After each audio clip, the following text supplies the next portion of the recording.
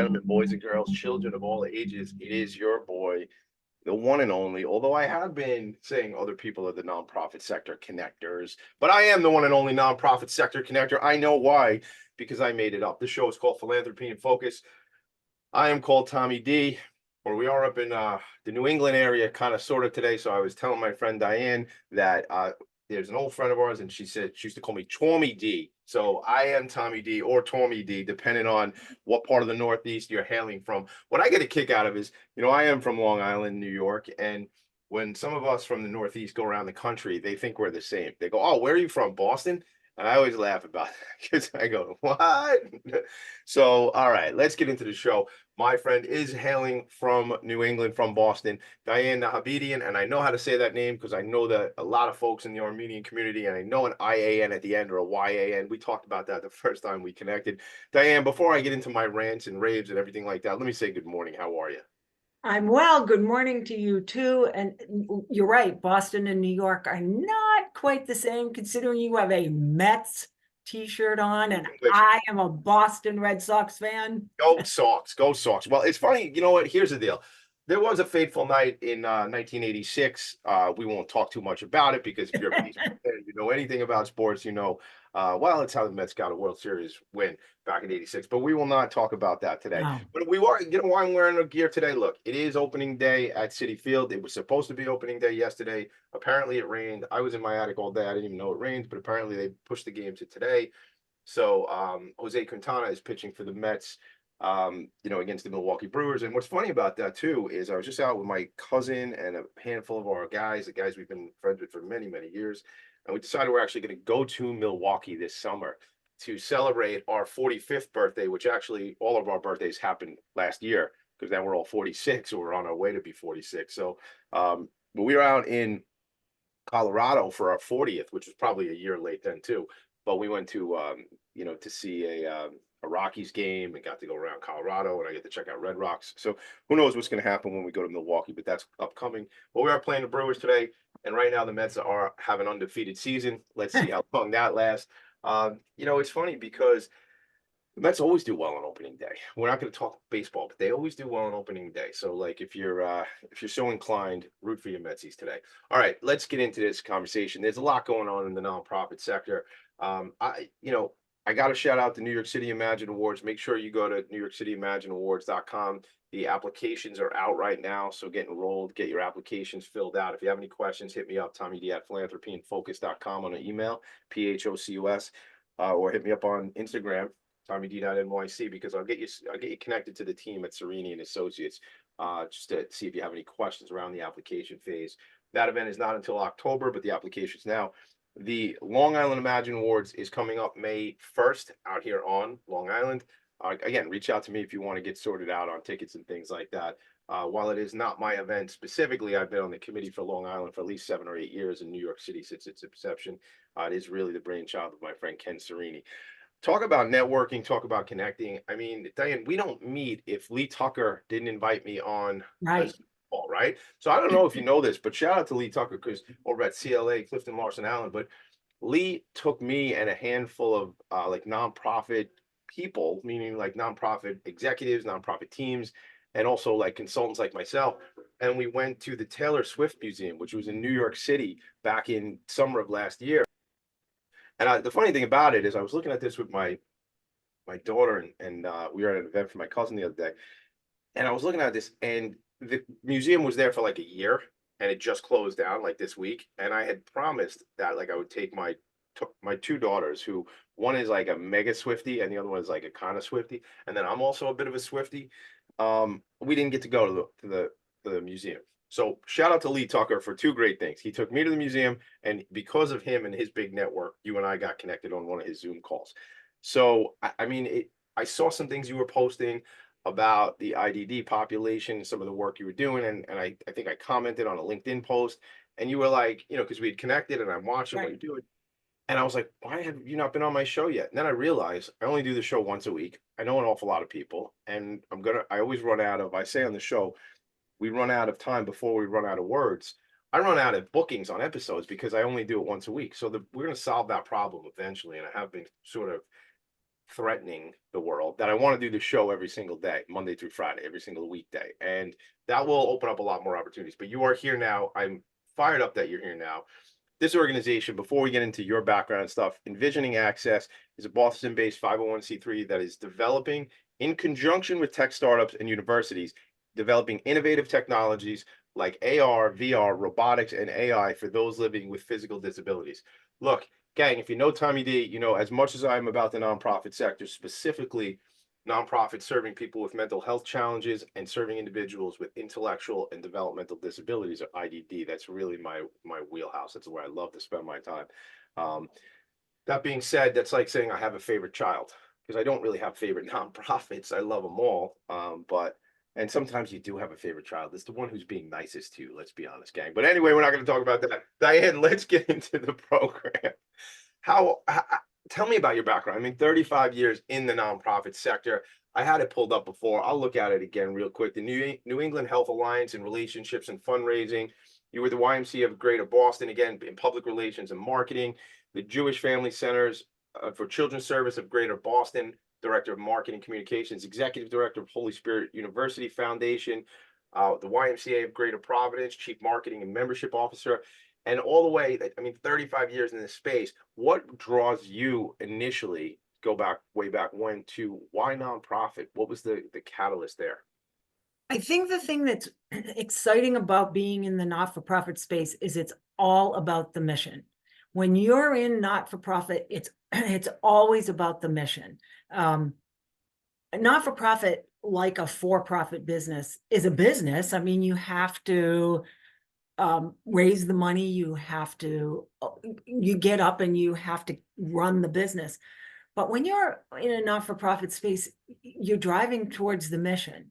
You're not worried about how many widgets you're going to make. And I'm not saying there's anything wrong with being in other businesses, but no matter where I've worked, it's really, I love it because we're focusing on families. We're focusing on what's the best for the population we're dealing with. And there's always a mission around that. When I worked for the two big YMCAs I worked for, it was all around, you know, youth development and children and families. It was making sure there was affordable childcare. Even people know YMCAs because of swimming lessons. Well, Right. making sure everybody learned how to swim. Everybody had an opportunity to go to summer camp. When I worked for the position I had before I got to Envisioning Access was Director of Marketing and PR for the Roger Williams Park Zoo in Providence, Rhode Island. When you think about the zoo, you think about, well, I'm going to go to the zoo, I'm going to see the animals, but it was really focused on conservation and education. So everything has had a mission. And here at Envisioning Access, it's all about quality of life programming for people with physical disabilities. So we're running a business. I mean, you have to bring in, you have to bring in the fundraising dollars, but really staff and board are focused on that mission, and we never lose focus of that. And I think for all the years I've been in this field, no matter where I go, I've never lost sight of that. And I think that's why being in the not-for-profit world is so exciting. Yeah, thank you for all that. I mean, it's super exciting, and I always find that people are drawn to it because, and I just wrote this down as I was hearing you talk. I wrote down, we measure success differently. You know, we We do. measure success differently, and I think, you know, certainly, you know, no slight to the for-profit sector. They measure success in that regard as how many widgets did we sell, what was the revenue, what did Right. we bring in, right? Did we lower expenses against, you know, income or against revenue and all this sort of stuff, which is the revenue and expense piece, again, is critically important in our sector, in the nonprofit sector, but we measure the success of this thing differently. How Right. many people were fed? How many swimming lessons were Right. given, right, or supported? You said youth development and children and family services. You know, I was at an event for Family and Children's Association here on Long Island yesterday morning, and it was a fashion show, and it was a fashion show to raise money for the Right. organization. It was women who worked. It's Women's Month. It's National Women's Month. It was women who worked at the organization, FCA, Family and Children Association, and it was young women and girls who are impacted and served by the organization, the Right. fashion show. So it was just a great opportunity to shine a light on these individuals, whether they were working in the for-profit that we're talking about, the not-for-profit that we're talking about, or whether they were served by it. Something you just mentioned about the zoo. You know, you said, you know, people think about the zoo to go see the animals, but there's so much more there. There's Right. underlying, not even underlying, but not that you don't see when you walk into the zoo. You see the zoo, right? But the conservation piece and the other pieces you were talking about. So I think that's so exciting, and it is, you know, for those of us who get to kind of play and spend time in the nonprofit sector. I mean, how do you make a choice to do anything else? Like, you know, you don't tell anybody. Don't let them in on our secret over here. You know. Right. And I, for a few years when I was sort of trying to figure it out in the early, very early part of my career, I worked in a PR agency, and it was interesting. It was like, for me, it was a great training ground, but it was, and you learned, I learned so many things. I learned about billable hours, and I learned how to sort of organize myself. But and it's such an exciting world. But when I made the decision that I had worked in the not-for-profit area, went into the agency world, and then went back. And I thought, I'm glad I did that, because I learned all these fabulous lessons. But there's something that drives you in the not-for-profit world. And I think you see the impact that you make. And, you know, you see the impact that your volunteers make. We have a board here at Envisioning Access, and they're making an impact in the work they do. We have a staff, we have a small staff, but the work they do, they've got so much energy. The impact we're all making every day is exciting. So I think even I mean, everybody goes to work, and you have a day that may not be as fulfilling as another day. But even on those days, you think, okay, the work we're doing is truly making an impact on somebody or on a population of people. No big deal. I always say this: no big Right. deal. It's changing the world because, I like at the end I of the day, like that. you like I it. can get that for the group here. Well, look, it's a picture. So a friend of mine had this made up for me with my logo, and no big deal, just changing the world. Because I would say it was kind of like a cute thing. Because of course it's a big thing that people do. I guess that at the end of the day, though, like you say, when you have one of those stressful days, at the end of the day, you're like, yeah, but the world is a better place for what the heck we're doing. Whereas, again, not trying to knock around other things, other companies, but like, is the world really a better place because you made more watches? Is the world a better place because you made more vehicles? Is the world really a better place? Fill in the blanks. And, you know, I've stood up on this show, well, because I stand at my desk here in the attic, but I've stood up on this show and kind of complained a little bit about the capitalist setup and how things work and how we're just consumer, buy more, buy more, buy more, because the machine doesn't work unless we buy more stuff, and we got to work harder so we can get more money to buy more stuff. Um, it sounds kind of crazy to me. But I think in this case, you know, there's less impact made by creating more materialistic junk, much less impact than there is by doing work that saves lives, that helps people swim, that impacts and improves the lives of people living with a disability, like what we're going to talk about, what your organization does. So we'll get into all that. Tommy D rants sometimes, and I try to calm him down, but I can only control him so much. He does his own thing most of the time.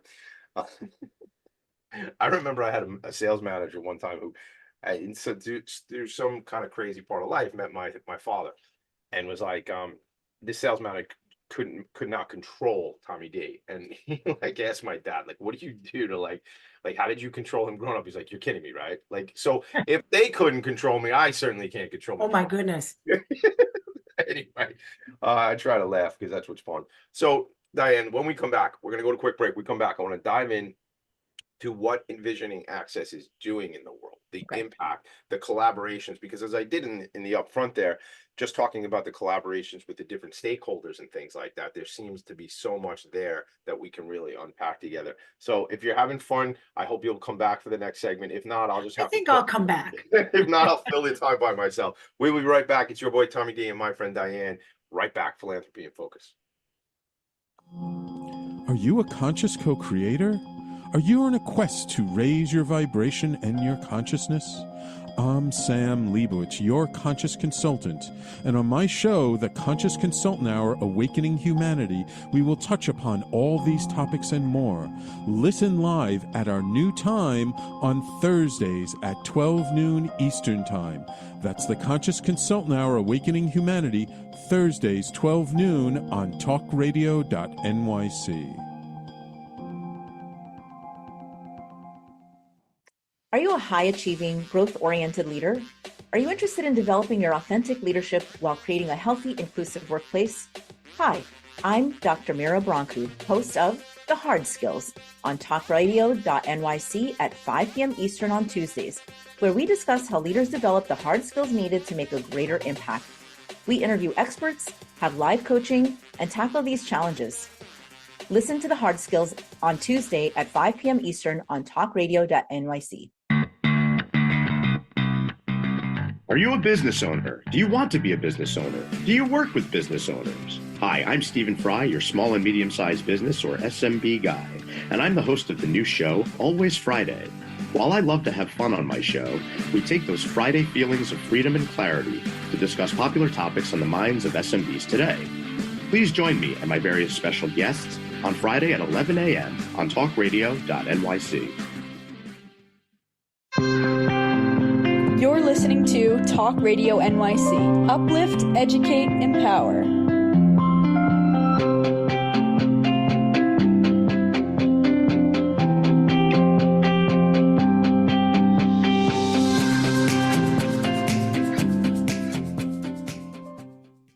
Nonprofits need connections to move in good directions. So cut through all the static. Join Tommy in his attic. Every week, Friday morning, I make the trek. I make the trek of all these flights of stairs to get to this little room right below the roof of my house. That's the attic. That's where I spend my time. And that's where the show originated. And I mean, it originated in my mind, but I went around talking about it. I always say this, not to be self-deprecating, but really just to inspire people. I talked about doing the show for like 2 years before I did anything. What if I never started? What if I never got started? Well, that would be 158 episodes of something that has happened that would not have happened. My point is, lean into something, man. If you want to do it, just lean in and do something. I mean, it's talk is important because it helps put the vision out there, right? But do the thing, and then you can talk more about it, right? I don't know, Diane, have you had experiences like that where like there's something you want to do and you just got to do it? Oh yeah, of course. I think all the time, and I think you just go for it. And I think you do. I think the Envisioning Access has been like that. We just did it, you just go for it. Yeah. It's how we made our change. We took a look at it and said, all right, we just have to make this change. So let's talk about that, because this is not a new organization, right? I mean, the organization is, I will just put this out there. The organization is founded in 1979. Your boy Tommy D was founded in 1978. So like, it's very similar. So that's we grew up together. We did. We didn't even know each other though. We're from different neighborhoods, but but tell me about, so the organization has been around, as I say, 45 years. Right. And sometimes they refer to us as like a 45-year-old startup, and we are and we aren't. So we were started in 79 by a woman who was working with a group that was called Paralyzed American Veterans. And she's a brilliant woman, and she decided that she wanted the group to work with a service animal. And what she decided was that the service animal should be a capuchin monkey. So the original, I know you're laughing, but I love that. I mean, so, all right, hold on. We got to pause. Like, that's like, we're used to service animals, we're used to hear, the Guide Dog Foundation out here on Long Island, which is a national organization, which happens to be out here on Long Island. John Miller, American Vet Dogs and Guide Dogs, those organizations. We see so many organizations, and it's often a dog, but a capuchin monkey, go back, rewind, hold on, pause. I mean, love it, but different. Right, and I'm not exactly sure why it was a capuchin monkey, but capuchins are very, very smart animals. They also have disposable thumbs. They have hands. Um, so that's what she did. And that was helping this organization of veterans. That's what they started. So she Uh-huh. started training. She trained one monkey and paired it with, and we were not called Envisioning Access. The organization was originally named Helping Hands Simian Aids for the Disabled, and eventually became known as Helping Hands Monkey Helpers, which is what most people knew us I as, or mean, know. I know that's not what you are or who you are as an organization now, Right, but but what a great name. I mean, it was wonderful. And helping so hands, monkey helpers.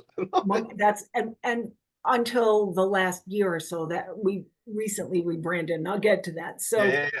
she trained the monkey and she paired it with a man who was disabled. He was paralyzed. He had a spinal cord injury.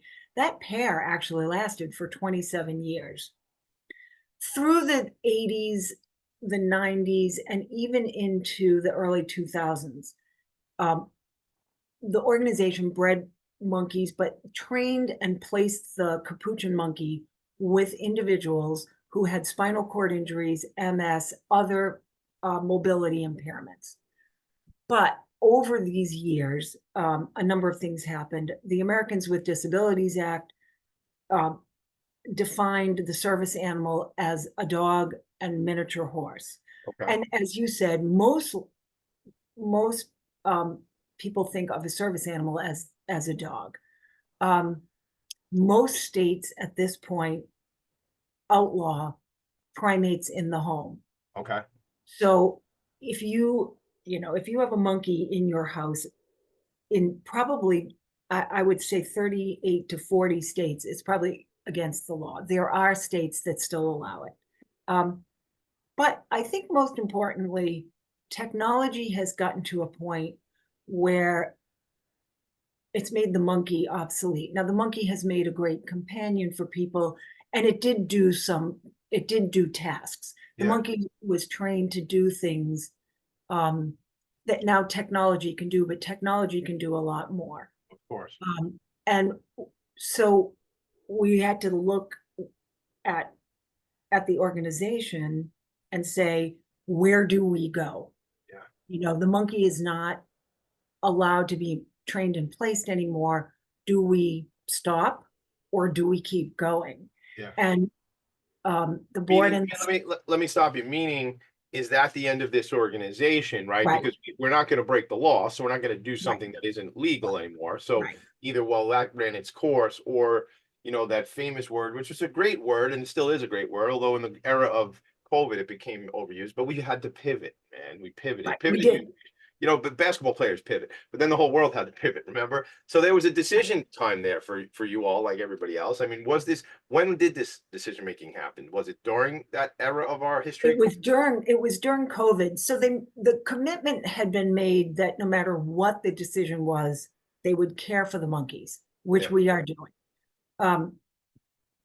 But they had to pivot and say, okay, what do we do now? Do we Yeah. keep moving and find something else? Or do we just take care of the monkeys, and when the last monkey passes away, that's it? The end. And so I came in September of 2020, and we really looked at it. And the board, the staff, we did a bunch of brainstorming sessions. And now I can't say they were all the most peaceful sessions, but they were good. They were, we really looked at the organization and came up with this vision and said, technology being what it is, I'm not saying replace is the wrong word, but technology will get us into Yeah. the future. Right. And what we're looking at for the technology is to say, we need to use technology to provide folks with meaningful employment, Yep. access to higher education, and alleviate isolation. Our population is adults, so 18 plus. Yep.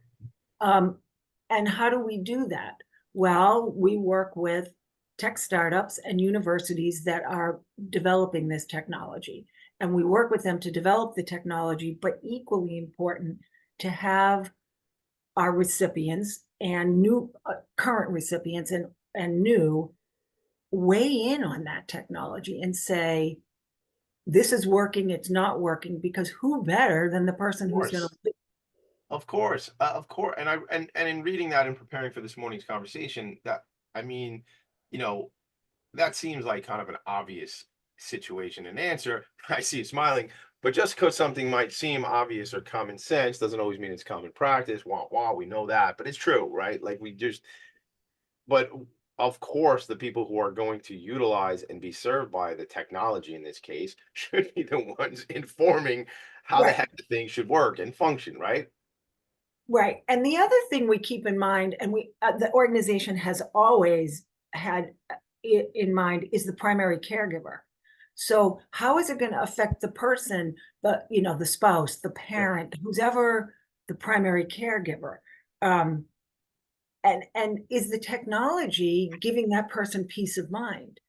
And the other thing is, if somebody is diagnosed, let's say with multiple sclerosis, do they necessarily have to lose their job? Well, no, the technology now you can look, we're all staying at home and working in some kind of Yeah, hybrid or yeah, fully remote situation.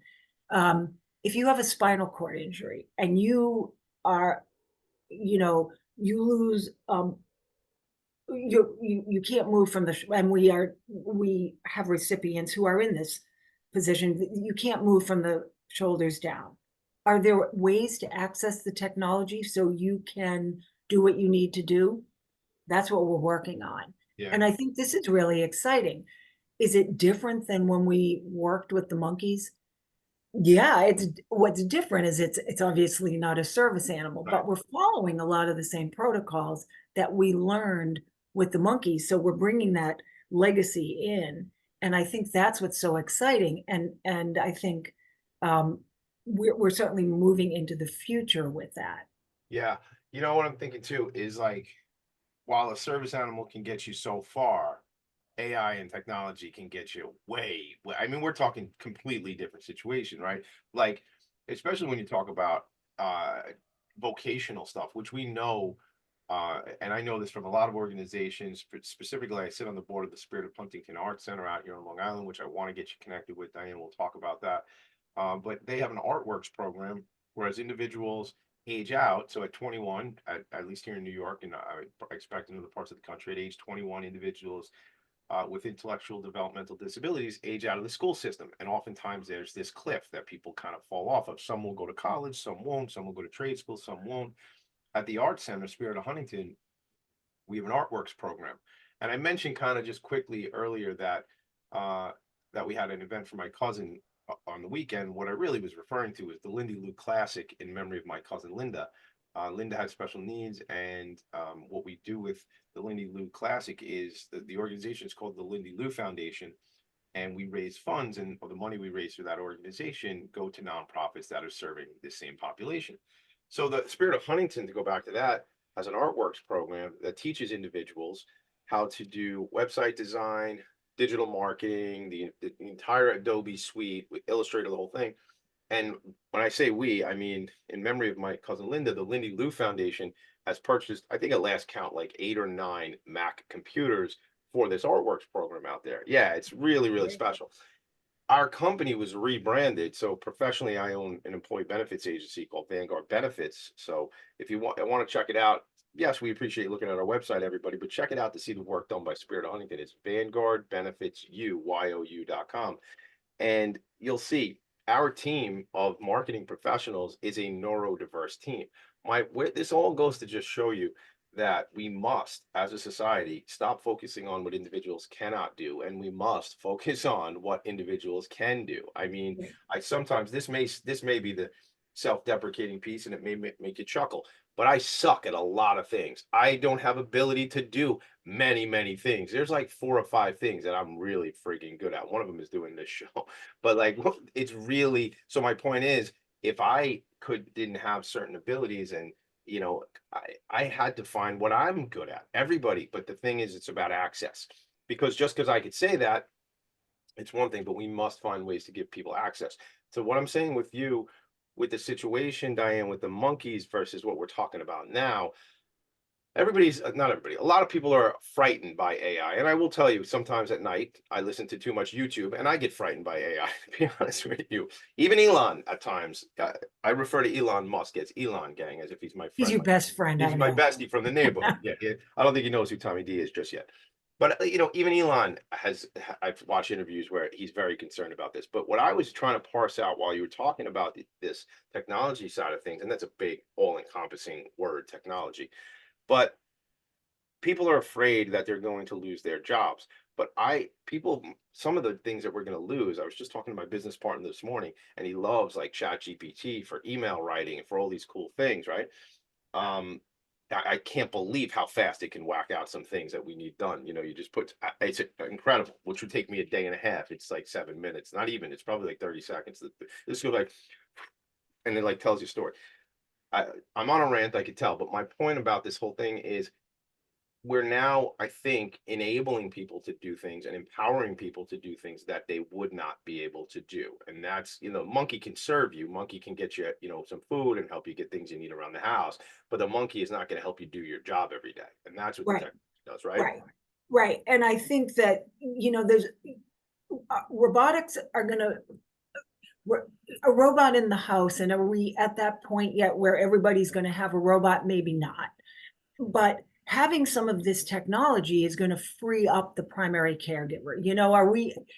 If you're old enough to remember or have seen the reruns of the Jetsons, there was Rosie the robot. Rosie, of course. And I've got to tell you, so I grew up in a house, my father had multiple sclerosis, and we used to, and my mom was the primary caregiver. And we used to watch the Jetsons. And I remember as a little kid thinking, I wish we could have a Rosie. My mom would be free to not have to do what she did. Yeah. Well, we're getting to that point where, wouldn't that be wonderful? But we're also getting to the point where virtual reality is going to be able to do things so that somebody who might not have the mobility they need to get in the car and drive to work can work in virtual reality. We're seeing more and more senior centers using virtual reality, or somebody at home connecting with loved ones through virtual reality. So the technology is there. Yeah. I mean, even when my father unfortunately loved all this stuff and all these gadgets, he didn't live long enough to see all this stuff. When it was just beginning, was playing with all this stuff, and I could see the excitement. It was like, oh my goodness, it's like it was setting him free. So imagine now what it can do for folks. But now people have input, and we want people to say, this works for me, this doesn't work for me, and be part of the development so that it works for hundreds and thousands of people, so they can go back to work and not have to, be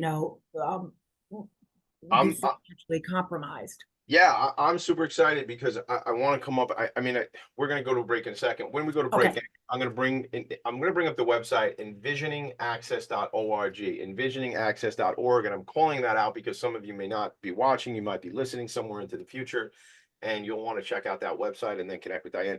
But when we come back, I'm sure there's events, conferences, things that are upcoming, right? Like, with the universities and really cool stuff. And I'm like saying to myself, because my brain loves new information and things like that. And everybody's going, just say it, Tommy, tell them all you have ADHD. Okay, fine. But my ADHD brain, my beautiful brain, loves to feed on this new information. I'm like, oh my God, this is a whole world that I hadn't thought of and I wasn't even aware of, and I want to be part of it. So I want to connect with you offline. I want to come to different things that you guys are doing and all that. But we're going to talk about that because I know other people want to do it as well. I'm going to share the website. We're going to take a quick break. We come back. It's Diane and Tommy on Philanthropy in Focus.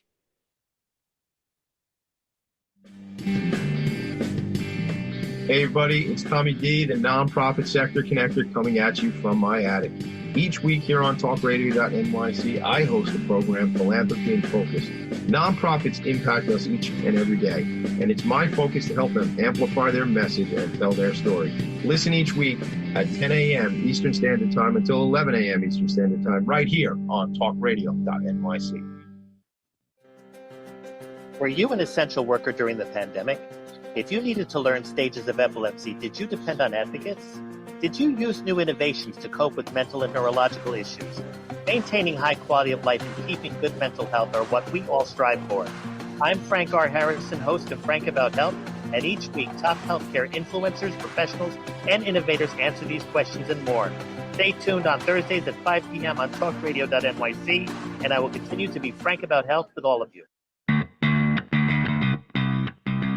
Are you a business owner? Do you want to be a business owner? Do you work with business owners? Hi, I'm Stephen Fry, your small and medium-sized business or SMB guy, and I'm the host of the new show, Always Friday.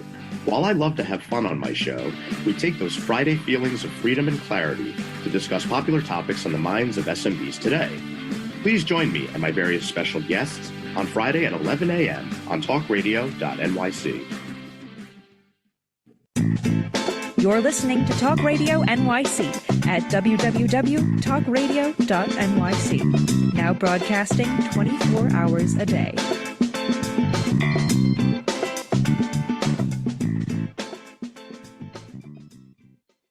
Nonprofits need connections to move in good directions. So cut through all the static. Join Tommy in his attic. Right. Join me in the attic. But like not literally in the attic. Like I don't have room for you up here, gang. But just join me on the show every week. Every week, 10 a.m. we come back. And if you're listening to this at 2:30 in the morning in Indonesia, well, you know, good morning. How are you? I'm Tommy D. Listen, connect with me, TommyD.nyc on Instagram, Tommy Demisa, Dimisa, all over the world. So just look for me there. You'll find me. LinkedIn. I love LinkedIn. There's all these platforms. And then email if you want to ask me any questions, TommyD@Philanthropy and Focus, Phocus. All right, Diane, let's jump right back into this because there's a lot here. And like we talked about you and me earlier this week, we said, you know, we're going to have a lot to talk about. And there's a lot to deliver, and we're going to do our best to get to most of it. But I mean, I just pulled up the website, the Innovative Technology Initiative. I mean, there's so much there. So tell us about like a day in the life as an executive director of this organization. What are you guys working on? Oh, do you want to hear about the traffic I sit in Boston? Listen, listen, we got the Long Island Expressway here, man. That's true. You want to be competitive, you know, like about it, traffic. LA right now is checking in saying, Tommy D, we got traffic out here too. Everybody's got traffic. I was out and now you got me off track. Here we go. So okay. Well, let's go back to my project. Let me tell the story. Let me tell the story now. Hold on. I'm in Reno, Nevada, because I was told I used to call it Nevada, but when you're out there, they tell you it's Nevada. Oh, okay. All right. So I'm in Reno. So I get on a highway and you know, they said you gotta worry, it's rush hour. I was doing 80 miles an hour. Okay. I don't know what the rules and laws are out there. You can't get me now. It's statute of limitations down. I can't get a ticket, but I was doing 80 miles an hour. And the guy goes, yeah, I know.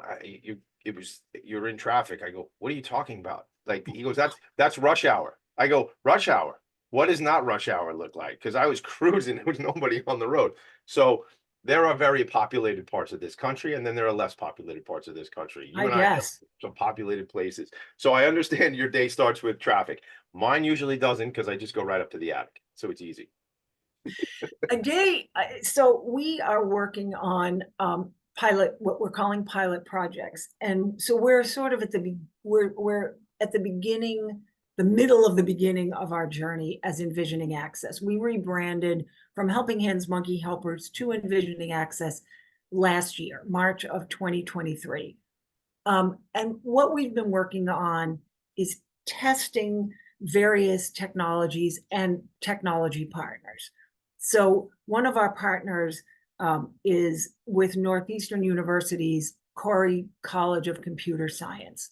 And we're working with this wonderful professor there, Safe Savage, and some of her graduate students. And I met her at a conference. She is working with her students on an app to help visually impaired individuals find jobs. And so how to build a resume, how to find the job on your laptop, how to write a cover letter. So they did a first iteration. We sat down with a group of people who were visually impaired, and they said, this is a terrible app. It doesn't work. We can't see anything. But it was great. Of And course, Professor- that's great feedback. Like, how do you know what somebody needs if you don't experience what their experience is? And Professor Savage and her students were like, this is great.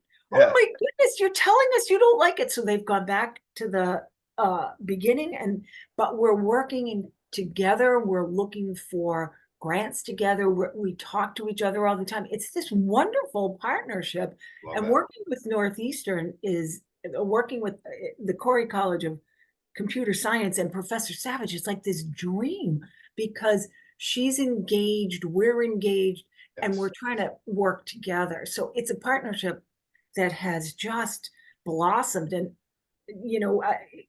I tease, I'm like, it's like this love fest with her because she's just so wonderful.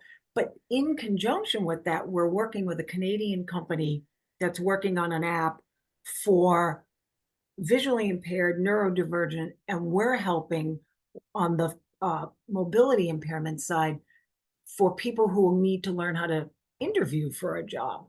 So think about interviewing for a job. Nobody's good at it. Everybody gets nervous. Doesn't matter who you are or how many times you've done it. So we had been talking to them for a while, and so when they started building the app, they said, will you help us with the mobility impairment, with the voice recognition? So we work with a guy named Billy. Billy was the last individual in the Helping Hands Monkey Helpers program. He has a monkey. They said, yeah, he's a young guy, had an accident. He has a spinal cord injury, and he's very tech savvy. And he's helping us with other technology products. And so, he's not, we said that, we worked out an hourly rate and all of this, but so he started helping the company on the voice recognition, and things were working, things weren't working. So he was spending a lot of time. And so they said, okay, it's time to pay you. He said, you know what? I don't want to be paid in dollars.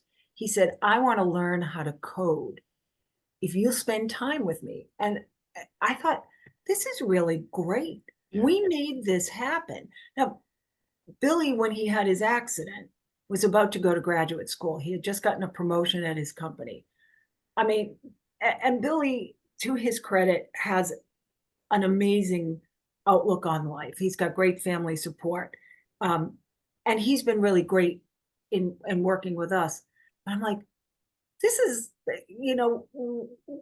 because we made, because we built a relationship with this company, the company built a relationship with Billy, it all worked out. And it's stuff like that we're seeing more and more, that at the end of the day, you say, okay, that worked. Yeah. Billy will eventually, he's advising us on some technology, but he will be employed in some form, some way, in some technology company sooner or later. So let me, if I can interrupt 1 second, because shout out to Billy. Billy, I hope to meet you one day, and shout out to all the parties that are in this ripple effect, I'll just say, or the butterfly effect, right? Because things happen for a reason, and for some reason, something popped up on Instagram this morning, and it was talking about the butterfly effect, right? And I'm gonna just, the butterfly flapping its wings causes a hurricane on the other side of the planet. Take that into other parts of life, and just something happens and changes the trajectory of someone's life. How many lives is Billy now impacting because of the work he's doing? That was, and that's, it's access, right? I'll go back to the piece about access, right? So Billy, I don't know you, so I don't make any assumptions, but the point of the matter is, like, it's relationships and connecting. That's what the whole thing is. From my looking through my lens as the connector guy, is it's relationships, it's connecting, and we're all better off for having these relationships. And I mean, that's what this is. Like, the trajectory, I assume of Billy's life is going in another direction positively because of this relationship and the work. Now, how many lives are going to go and get improved because of the work he's doing, and on and on and on. Right. And that's why 35 years ago, it made sense. And in my case, maybe 8 years ago, it made sense to go, I'm hanging out with nonprofit people all the time because these are cool people who are changing the world. And that's Right. special. And you're absolutely right. And I don't know that I thought, I think, and you're right, that's why 35 years ago it made sense. But I think from where I sit now, I see it so much more clearly because I can see it from all facets, because I see, it, I see everything that's going on. And I think when we tell those stories to our board at a board meeting, they see it and it gets them excited. And I think it, it, we tell them, this is why you're doing what you're doing. But I think it's why you get up every day and say, you know what, I can't wait to start the day because I know somebody else is going to be affected. And you're right. That's it. Because look, I don't know this to be true. I really don't. But like, I listen to a lot of things, and some of it's a little esoteric. Some stuff's pretty out there, whatever, man. But like, if you bring it down, we're all connected. Some people say the universal consciousness. I'm one of those people. But like, there's that like we're all intertwined and connected, and give and take and cause and effect and all these type of things, Diane. Like, just like that's how it's supposed to be. So the fact that you and or your staff are fired up, and I'm fired up to jump up and do this show every Friday morning, because if I didn't have this conversation with you, some of these people who are paying attention and listening wouldn't have heard about your organization, wouldn't have heard Billy's story, wouldn't have heard about Professor Savage. Shout out to the good professor out at the Corey College of Computer Science at Northeastern University, who I never heard of before until 6 minutes ago, and now I am going to know her someday. You know what I mean? Like, that's impact, man. So the more we can do to impact and create change in the positive, I think, is what we're doing. Right. And I think that that's the exciting part of the work. And I think so all of these projects we're doing, we're starting small because that makes sense, and we're building, and in the end it will affect hundreds or thousands of people, and that's so that's why I was teasing and I said we're like a 45-year-old startup, because we're starting over. We're building on that legacy of what we did prior to this technology, and we're starting new. We're lucky we're in Boston, where there's technology in New York, obviously. Right. No, but I mean, like, where, like, you told me, like, logistically, like, physically, like, where you're seated, and that is, oh my like, goodness, yeah. I mean, yeah, you're kind of surrounded. Where are you? Shout out to where you are and to the community. So we're in the Alston neighborhood of Boston. We're practically next door to Harvard. We're not far from Boston University and Boston College. So we're right in the middle. If you know Massachusetts, we're right off the Mass Pike, near St. Elizabeth's Hospital. So the connections are abundant where you are, the relationships, the academia, and I would even say, and the dollars are available too in a lot of cases. Yeah. We hope. I mean, we're a not-for-profit. That's always what we hope for. But yeah, we're right in the middle of everything that's going on, and that makes it exciting. I love it. We got to take one last quick break. When we come back, I want to know, Diane, how people can help out, how they can stay connected to the organization, what you want them to follow. I know there's a Facebook.com/monkey helpers. It still got the old brand on some of that stuff, right? Yeah, it still has. Gotta keep those. Yeah, it's okay. You got to keep those relationships. Plus, every time I say the words monkey helpers, it makes me smile. So it should make you all smile. Instagram.com/monkey helpers. LinkedIn, obviously, also on there. We'll share all this stuff out as we can. And then when we come back, how people can help, how they can get connected, and what you need. How's that sound? All right, right back.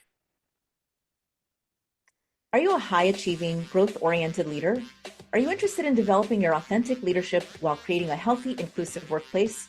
Hi, I'm Dr. Mira Broncu, host of The Hard Skills on talkradio.nyc at 5 p.m. Eastern on Tuesdays, where we discuss how leaders develop the hard skills needed to make a greater impact. We interview experts, have live coaching, and tackle these challenges. Listen to the hard skills on Tuesday at 5 p.m. Eastern on talkradio.nyc. Hey everybody, it's Tommy D, the nonprofit sector connector, coming at you from my attic. Each week here on talkradio.nyc, I host the program Philanthropy and Phocus. Nonprofits impact us each and every day, and it's my focus to help them amplify their message and tell their story. Listen each week at 10 a.m. Eastern Standard Time until 11 a.m. Eastern Standard Time, right here on talkradio.nyc. Are you a conscious co-creator? Are you on a quest to raise your vibration and your consciousness? I'm Sam Leibowitz, your conscious consultant, and on my show, The Conscious Consultant Hour, Awakening Humanity, we will touch upon all these topics and more. Listen live at our new time on Thursdays at 12 noon Eastern Time. That's The Conscious Consultant Hour, Awakening Humanity, Thursdays 12 noon on talkradio.nyc. You're listening to Talk Radio NYC at www.talkradio.nyc. Now broadcasting 24 hours a day.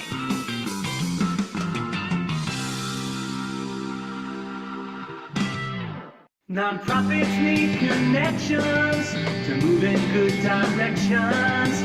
So cut through all the static. Join Tommy in his attic.